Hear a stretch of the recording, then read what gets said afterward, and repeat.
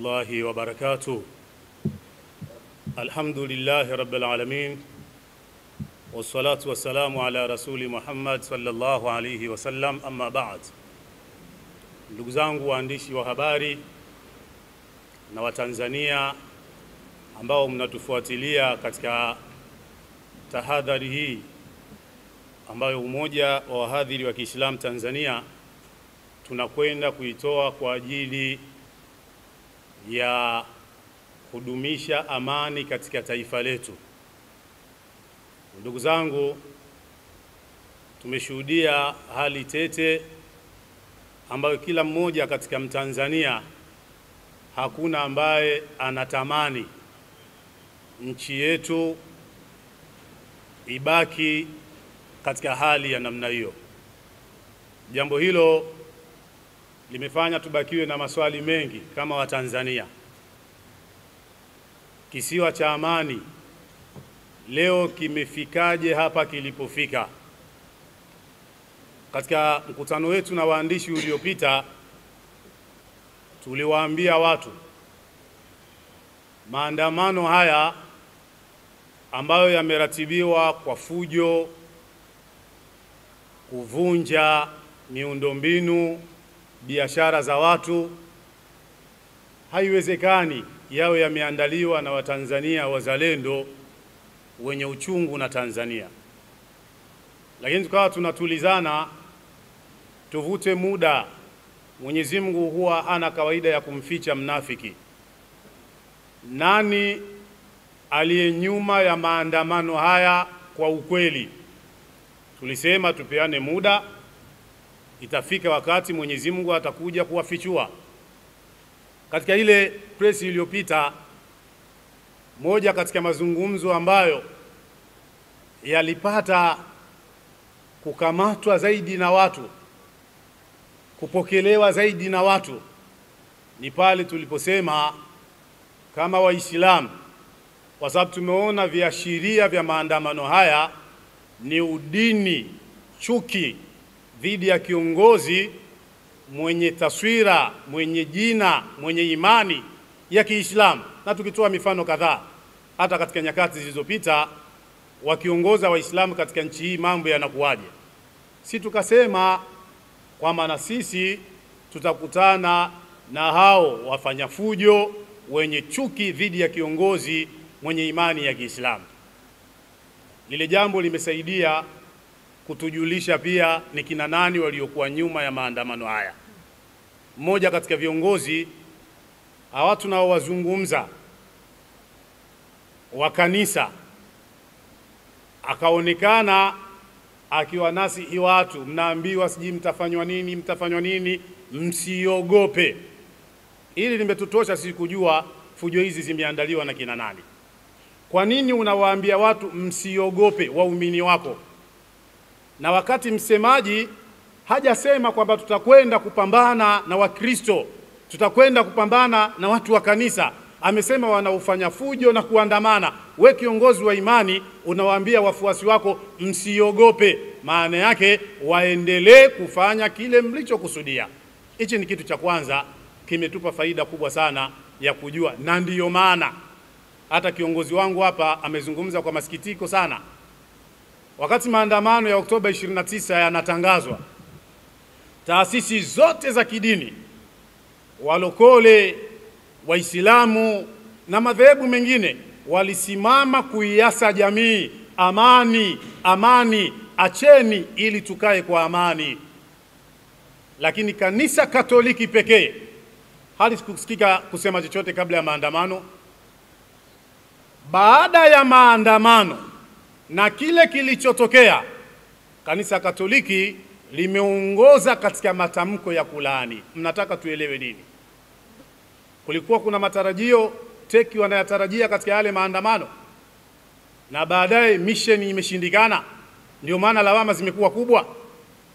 Kwa nini, kama kweli nyinyi ni watu wa amani, tusiende pamoja kabla uharibifu, kabla vifo, kabla tabu hazijatokea, tukasimama kwa pamoja kuiasa jamii, jamani tulieni, msifanye kadha, acheni fujo, acheni kuandamana, serikali haijaruhusu, alimradi tuwazuie vijana wetu, jamii yetu isije ikaingia katika maafa. Viashiria vya hatari vinaonekana, teki wao na kanisa Katoliki wametulia kimya. Maafa yakitokea, watu wanatoa matamko 30, laana zinatoka. Maana yake nini? Maana yake kuna unafiki nyuma ya matukio haya. Ndugu zangu, wanaofanya fujo haiwezekani wawe watu wenye uchungu na taifa lao. Unatuona sisi Waislamu tunazungumza hapa, tuna majeraha makubwa sana katika nchi hii. Tuna vitu vimetuumiza miaka nenda miaka rudi katika nchi hii, na ni Waislamu na madhehebu mengine ya Kikristo yasiyokuwa Katoliki. Tumeishi kiunyonge sana. Mimi nitatoa mfano mmoja kwa sababu sitaki kuyafanya mazungumzo yangu kuwa marefu. Mwaka 1992 Tanzania palisainiwa mkataba serikali na kanisa, hiyo memorandum of understanding.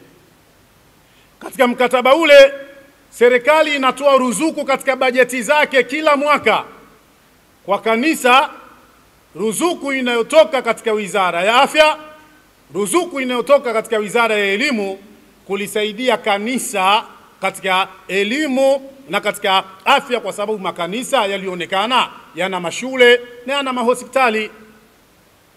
Lakini je, TEC wamekuwa waadilifu katika fedha wanazochukua kutoka serikalini kwa ajili ya kuihudumia jamii? 1992 mpaka 2025 ni miaka 33. Kwa muda wa miaka 33 kwenye bajeti ya afya peke yake, ruzuku iliyotoka serikalini kwenda katika kanisa Katoliki ni trilioni 1.3, ambayo ruzuku hiyo kutoka katika Wizara ya Afya kwenda katika kanisa Katoliki imejenga hospitali 8 tu. Hospitali 8 tu, zingatia, hospitali 8 tu. Wakati kwa miaka hiyo serikali imetumia trilioni 1.2 kwa kujenga hospitali 129 katika kila wilaya ya Tanzania. Ni dhulma kubwa kiasi gani TEC na kanisa wameifanya katika ruzuku wanayopewa na serikali ambayo ni mali ya umma. Sisi Waislamu manufaa haya hatuyapati katika nchi hii. Walokole, semeni mnanufaika nini katika ruzuku hizi katika nchi hii? Protestanti, semeni nini mnapata katika hiki? Isipokuwa ni watu wachache tu wamejineemesha, wanapewa ruzuku, mambo yao yanakwenda. Leo kanisa linajenga mavyuo, mahospitali kwa kodi za wananchi, katika ruzuku inayopita katika memorandum of understanding. Lakini sisi Waislamu tumeyajua haya. Mimi ni muhadhiri ambaye nimeanza kutangaza Uislamu tangu nikiwa mtoto mdogo sana, miaka ya 94 95. Swala la memorandum tumeanza kulizungumza Mwembe Chai tangu mwaka 95 96. Hatujasikilizwa kwa ajili ya amani ya Tanzania. Maumivu yetu yalibaki katika mioyo yetu, tuliendelea kuwa wapole mpaka leo. Mashehe wanachekwa, wanaitwa mashehe ubwabwa, misikiti inachekwa, haina mashule, haina maendeleo.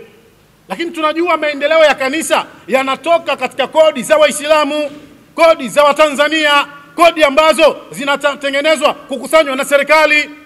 Haya yote ni maumivu, haya yote yanatutesa kama Waislamu, yanatuuma. Lakini tulikuwa wanyonge kwa ajili ya amani ya Tanzania. Ni sawasawa na mtu umepanda katika gari, alafu una jitu kubwa libaunsa limekukanyaga. Baada ya kukukanyaga, ukimwangalia ni mtu mkubwa, huwezi kupambana naye. Umekaa unatulia, safari inaendelea, abiria wote wanasema safari iko shwari, safari inaendelea vizuri, kumbe kuna mmoja anaumia. Tuliyakubali maumivu haya kwa ajili ya amani ya nchi, lakini hatujayakubali kibubusa. Tuliyakubali kwa sababu ni mafundisho ya mtume wetu Muhammad sallallahu alayhi wasallam. Kuna wakati Muislamu unajitoa sadaka ili watu wapate amani. Unakubali kupungukiwa mpaka haki yako ili watu waishi kwa amani. Katika Hudaibia, wale watu waliliondoa jina la mtume kwamba aitwe Muhammad bin Abdullah na asiandikwe Muhammadur Rasulullah. mkataba wa amani ule. Mtume akakubali, akasema ondoeni hilo Muhammad Rasulullah, andikeni Muhammad ibn Abdullah. Lakini yeye ni Muhammad Rasulullah, ni mtume wa Mungu, alikubali kiondolewe kile cheo chake katika wasfa, amani iwepo. Mtume anaingia mkataba kwamba Makuraishi wale makufari wakitoka katika dini yao kuingia katika Uislamu wanatakiwa wakamatwe, warudishwe katika ukafiri. Na Muislamu akitoka katika Uislamu akiingia katika ukafiri aachwe aendelee kuishi katika ukafiri. Ni mkataba wa dhulma, ulikuwa una maumivu kwa Waislamu, lakini mtume wetu Muhammad sallallahu alaihi wasallam akaukubali kwa sababu ya amani. Amani ni kitu muhimu sana. Waislamu walizuiwa kwenda katika katika Kaaba tukufu, wasiende kufanya hija. Mtume na maswahaba wake wamezuiwa pale njiani, anaangalia maswahaba wamechachamaa, sisi ni haki yetu, lazima twende. Mtume akawaambia maswahaba, nyoeni vichwa vyenu, safari yetu ya hija inaishia hapa. Wakakataa, haiwezekani, lazima twende. Mtume anaingia ndani, mke wake anampa rai, anamwambia anza kunyoa wewe na hao watanyoa. Mtume anatoka nje, ananyoa kichwa chake, maswahaba wananyoa. Hija katika Kaaba imeshindikana, lakini Waislamu walikubali kwa ajili ya amani. Sasa haya yote tunayozungumza manufaa yanakwenda katika Katoliki, Protestanti, siye nani, walokole, tupo Waislamu, tupo tunaonekana hatuna maana yoyote, tumevumilia kwa ajili ya amani ya nchi hii. Lakini nini kilichotokea?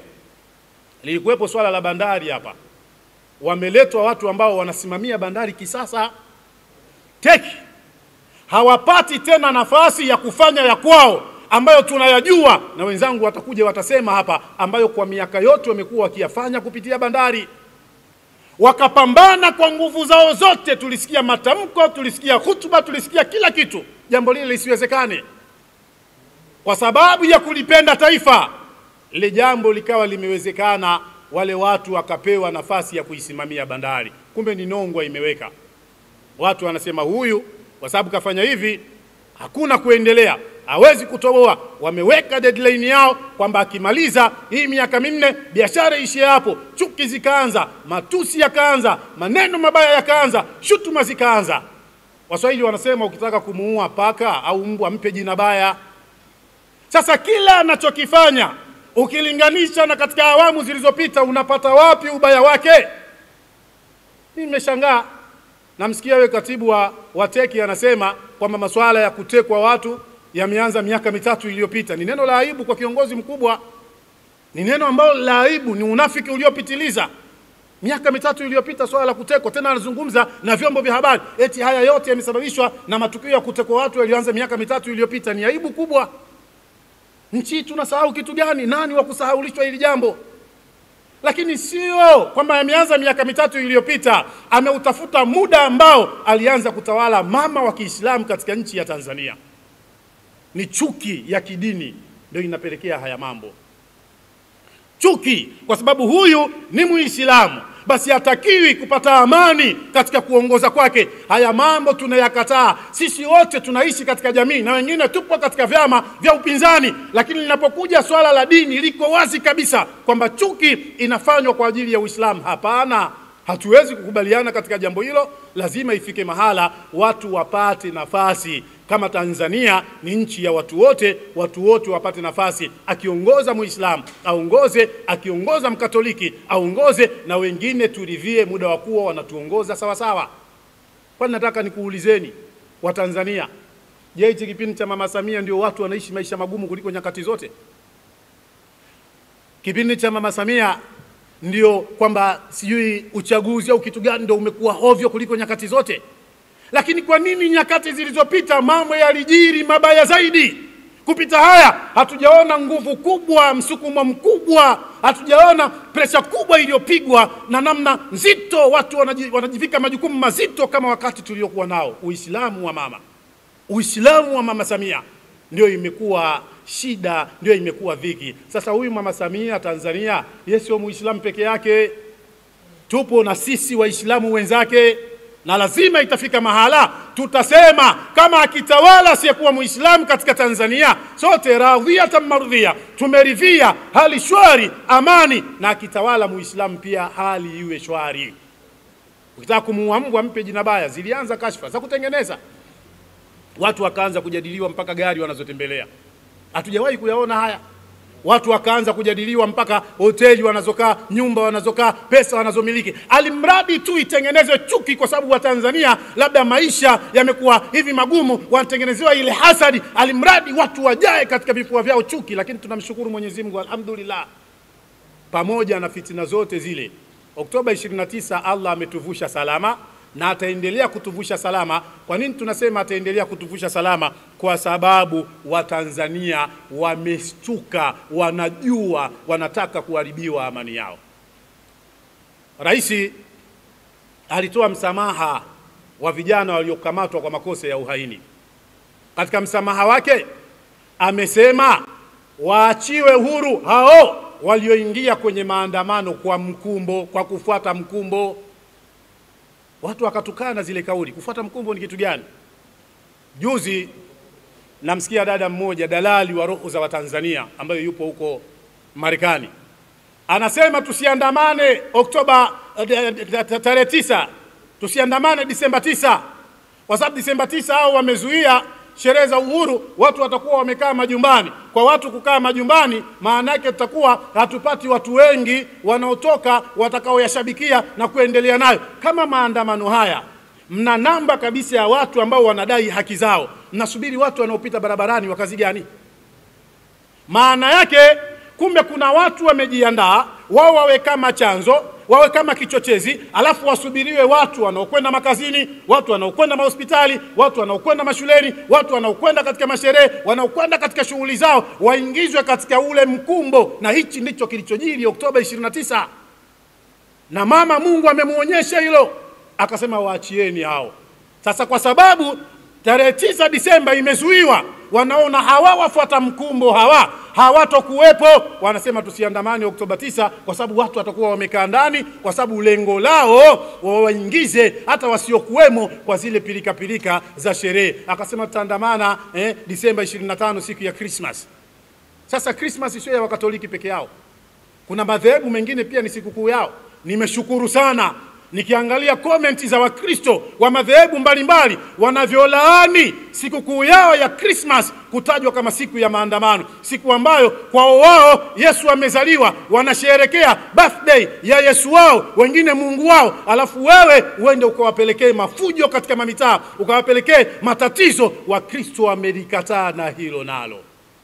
Hili jambo tunamshukuru sana Mwenyezi Mungu kwamba kwa uhakika amani inakwenda kushinda, na tunaamini ushindi utakapopatikana katika watu wanaoitetea amani ni mkubwa sana. Ndugu zangu, tunazungumza haya, tunataka watu wanaotufuatilia wasikilize hoja zetu, wasikilize yale tunayoyazungumza. Usiingie ukaleta mashambulizi bila kujadili kile ambacho tunakwenda kukijadili. Shida ya TEC na kanisa Katoliki inajulikana. Wao hawana chuki na Uislamu tu, hata ya madhehebu mengine kanisa Katoliki hawawapendi pia. Wewe angalia katika nchi yetu ya Tanzania, vyeo vyote wanataka viwe vya kwao. Leo kuna baraza la mawaziri, mama akachagua. Rais amechagua baraza la mawaziri. Waislamu ni wangapi? Waislamu pengine ni robo tu katika baraza lile. Wakristo ni wangapi? Lakini angalia idadi ya Wakristo wengi wanatoka katika dhehebu gani? Kanisa Katoliki. Wao ndio wanataka vile. Hajawahi kutokea rais Muislamu katika nchi hii, basi makamu wa rais asiwe Mkatoliki. Hawapo tayari.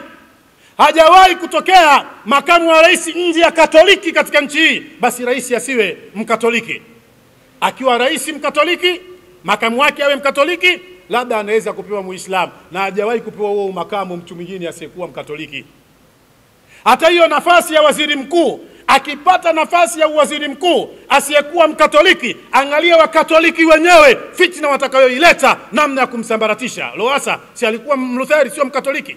Alimaliza hiyo nafasi, hata awamu moja alimaliza. Si wao Wakristo wakaanza si Richmond si madude gani, wakampiga fitna, na ni Mkristo mwenzao, sababu tu sio Mkatoliki, akapigwa vita mpaka akashindwa kuendelea na nafasi yake. Sasa hivi amechaguliwa waziri mkuu, sio Mkatoliki. Angalia maneno ya katibu wa teki jana, anaongea maneno yanaashiria dharau ya wazi wazi kabisa kwa waziri mkuu. Eti kaniita tu kama jamaa yake. Unakuja kwenye vyombo vya habari kwa kazi gani kama umeitwa kama jamaa? Singezungumza kama majamaa mkamaliza kule kama majamaa. Kakuita kama jamaa yake, mngezungumza kama jamaa yakaisha. Hayo uliozungumza na jamaa yako, kakuita kama jamaa ni wa kwenu, kakuita kama jamaa, umekuja kuitisha vyombo vya habari, unayazungumza unataka nini? Maana yake unakuja kumfedheli, kumdhalilisha jamaa yako. Unakuja kumweka wazi jamaa yako kwa kile mlichokwenda kuzungumza, maana yake ni kumdharau. Tayari maneno yashaanza kwa sababu tu waziri mkuu sio Mkatoliki, fitina zishaanza tayari. Haya mambo tunayajua. Na mkiona tumekaa kimya, maana yake sisi tuna mapenzi na hii nchi. Nyerere wakati anagombania uhuru wa nchi hii hajakuwa na kulia kwake wala kushoto kwake na Wakristo. Nenda kasikilize hutuba za Nyerere. Nenda pale TBC wakupe katika maktaba zao hutuba za Nyerere, sikiliza. Anasema wakati napigania uhuru ni Waislamu tu ndio waliokuwa wakimzunguka. Wazee wetu akina Sheikh Suleiman Takabiri, akina Chaurembo, akina Sharifu Al-Atas, akina Sheikh Hassan bin Amir, akina Mzee Ramia, akina Bilali Waikera, hawa wote ni mashekhe wa Kiislamu, ndio walikuwa bega kwa bega na Nyerere. Nyerere anasema akapelekwa mpaka Bagamoyo pale, akaambiwa afunge saumu, akafunga saumu ya Kiislamu. Inafika saa 11 anasema kichwa changu kinauma, naomba maji na aspirini. Wakamwambia hakuna aspirini, hakuna kunywa maji mpaka adhana ya magharibi iadhiniwe. Inafika adhana, anachinjwa kondoo, dua inafanyika, Nyerere anaftari pale, watu wanakwenda kuupigania uhuru. Tuna uchungu na uhuru wa nchi hii, tuna uchungu na amani wa nchi, kwa sababu sisi Waislamu tuna rekodi ya kutafuta uhuru katika nchi hii. Haya mambo yanatuumiza kuona watu wanataka kuja kuichafua Tanzania, yanatuuma sana. Mfano wake wakati wa Nabii Allah Daud, kuna mama wawili walikuwa wanamgombania mtoto. Huyu anasema wa kwangu, huyu anasema wa kwangu. Nabii Daudi akatumia hikma, akasema wewe unasema wa kwako na wewe wa kwako, na hakuna anayetaka kusikia. Basi huyu mtoto tunamkata vipande viwili, wewe uchukue kipande kimoja, wewe uchukue kipande kimoja. Yule mama mmoja akasema sawa, kata, nipe kipande changu niondoke naye. Mwingine akasema basi kama ni kumkata huyo mtoto hatopata uhai tena, kwa hivyo mimi nitakuwa nimekosa kumuona mwanangu, ni afadhali aendelee kuwa hai, anaishi kwa mtu mwingine, mpe. Nabii Daudi akamchukua yule mama, akamchukua yule mtoto, akamkabidhi huyu mama aliyezuiwa mtoto asikatwe vipande viwili. Kwa nini? Kwa sababu ana uchungu na yule mtoto. Ndivyo ilivyo, ukiona watu leo wanaandaa liwalo na liwe, bora kinuke, nchi ungue, au hawana uchungu na nchi hii kwa sababu hawajashiriki kutafuta uhuru wa nchi hii. Hawana historia na wazee wao katika kupigania uhuru wa nchi ya Tanzania. Ndugu zangu, haya mambo haya ni mazito sana. Nataka niwaombe Wakatoliki ifike mahala wayaheshimu na madhehebu mengine. Watuheshimu na sisi watu wengine tusiokuwa wao.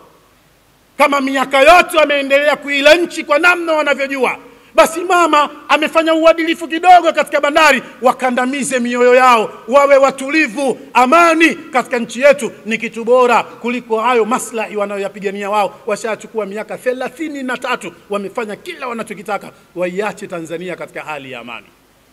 Tunayasema haya kwa sababu tuna majeraha mengi kama Waislamu, na mnapoyatonesha ya majeraha tutafikishana pabaya. Mnapoyatonesha ya majeraha tutafikishana pabaya. Sisi tumeshuhudia Kibiti kule, wazee wa Kiislamu anafungwa mikono yake nyuma, ndevu zake zinawekwa mafuta, anapigwa kibiriti. Haya yote yamepita katika nyakati za watawala wasiokuwa wa Kiislamu. Nenda pale jaribu mpakani, kuna msikiti mpaka leo una msitu ndani. Ule msikiti una msitu ndani, haufunguliwi tangu wakati huo. Waumini zaidi ya 40 wameondoka, wameenda kuuawa huko, hawajarudi katika majumba yao mpaka leo. Wameacha wake wajane, wameacha watoto yatima pale. Haya majeraha hatujayasahau. Tumepigwa Mwembe Chai. Mimi wakati huo ni mtoto mdogo, mwaka 1998. Tumepigwa Mwembe Chai pale, ndani ya wiki 2 watu wanapigwa marisasi, wanapigwa marisasi, maiti zinaokotwa mtaani. Hakuna tulichosahau. Na tunazungumza haya, hatuzungumzi kama wanasiasa. Hatuzungumzi kama watu ambao tuna msukumo kutoka eneo fulani. Tunazungumza kama watu ambao tunahitaji amani katika nchi hii. Tumeyavumilia yote hayo kwa ajili ya amani katika nchi hii. Sasa mtu akitaka kuleta chokochoko, basi haya na sisi tutahitaji kuyatendea haki. Tumezunguka Tanzania nzima kama ahadi yetu tuliyoitoa. Tumepeleka wahadhiri kwenye mikoa mbalimbali, wamehamasisha, na ndio maana mnaona watu wanasema msiandamani tarehe 9, badilisheni tarehe, kwa sababu tumeshamaliza. Wahadhiri zaidi ya 1700 tumewasambaza Tanzania nzima. Wamekwenda kuzungumza na waumini misikitini, wameitisha masemina kuwaelewesha Waislamu katika nchi ya Tanzania. Hakuna atakayetoka na kuandamana hata mmoja. Na hiyo hoja sijui Gen Z sijui vitu gani kwamba hii haina udini ni unafiki tu na watu wasioelewa vinachomekwa. Wewe chunguza, hata watu wanaojifanya eti wanaua udini ni Wakristo watupu ndio wanavaa makanzu na vilemba. Wewe ushaona Waislamu wamevaa misalaba kwamba Bwana Yesu asifiwe Waislamu wenzangu? Ushaona kitu cha namna hiyo? Ni wao, ni kwa sababu wanapambana kuondoa dhana ya udini ambayo ndio ipo nyuma ya teki, chuki dhidi ya Muislamu, chuki dhidi ya Waislamu. Ili jambo hatukubaliani nalo, na mimi kwa maneno yangu nitaishia hapa kwa uchache. Niseme tu kwamba hiyo tarehe 9 Mwenyezi Mungu akijalia, Waislamu wote katika nchi ya Tanzania tutakaa katika majumba yetu, tutatulia. Lakini akija mtu kufanya uharibifu, sisi maskini Waislamu, misikiti yetu mnaiona, Sheikh Shabani, inaonekana misikiti yetu. Wenzetu amiri wana maruzuku kutoka kanisani.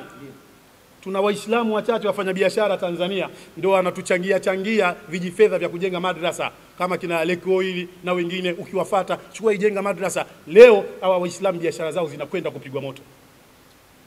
Hawa Waislamu ambao wanakwenda kuchangia lau ujenzi wa madrasa, lau vitu gani, biashara zao ndio zimewekwa kwenye orodha, wanakwenda kuzipiga moto.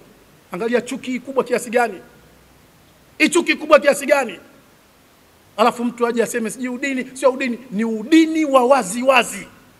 Ni udini wa wazi wazi. Na hatupo tayari kuvumilia mambo yakienda namna hiyo. Wabillahi tawfik. Salamu alaykum wa rahmatullahi wa barakatuh. Babdeo Miladu Online TV, pamoja nawe katika kheri.